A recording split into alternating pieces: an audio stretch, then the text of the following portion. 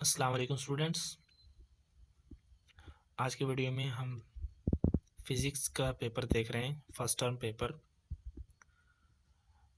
Physics class 10th। तो बिना time waste किए हम चलते हैं पेपर के क्वेश्चन नंबर 1 की तरफ। एमसीक्यूज़ हैं।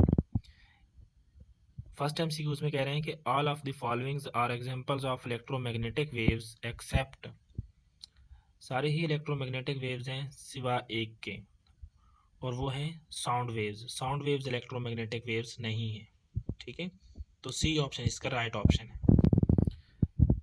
क्वेश्चन नंबर 2 देखें तो इसमें है grandfather clock shown below has a simple pendulum.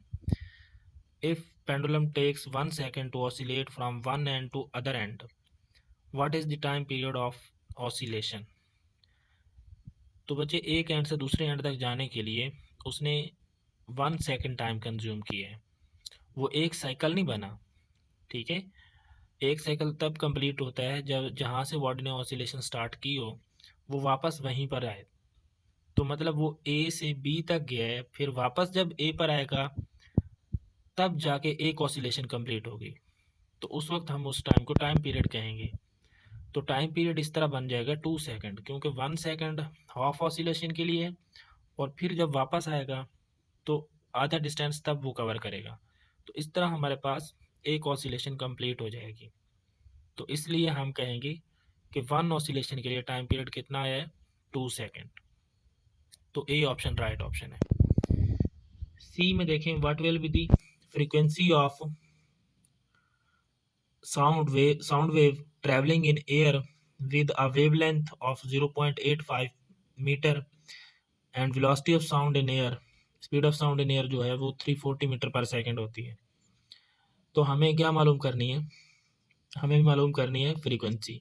तो फ्रीक्वेंसी होता है v is equal to F lambda and F is equal to v by lambda. तो v हमारे पास 340 डिवाइड बाई 0.85 करें तो ये हमारे पास बनता है 400 हर्ट्ज। उसके बाद है जी fourth, to hear an echo the time interval between original sound and reflected sound must be at least. तो वो आपने पढ़ा हुआ है 0.1 सेकंड होना चाहिए।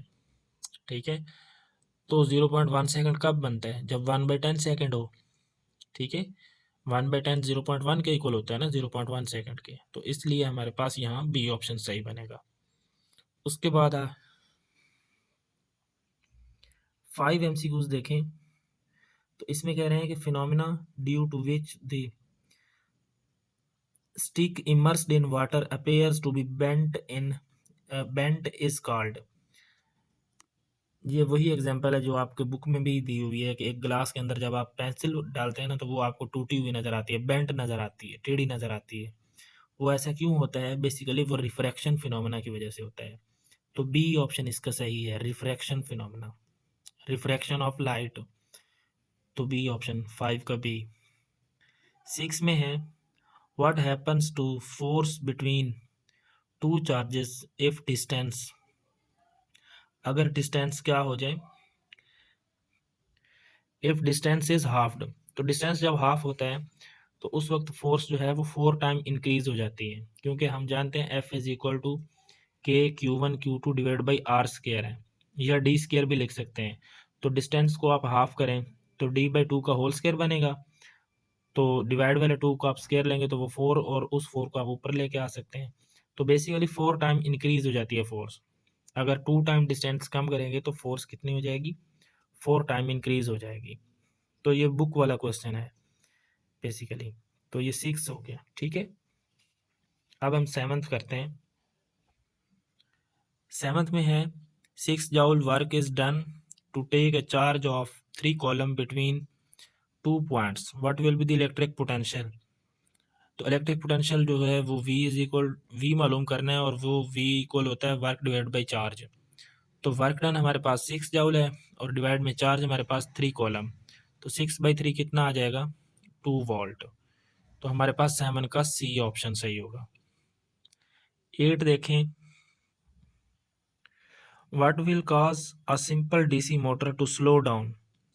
डीसी मोटर की स्पीड कम कब हो सकती है, किन फैक्टर्स पर, decreasing magnetic field strength, increasing area of coil या increasing the resistance of coil.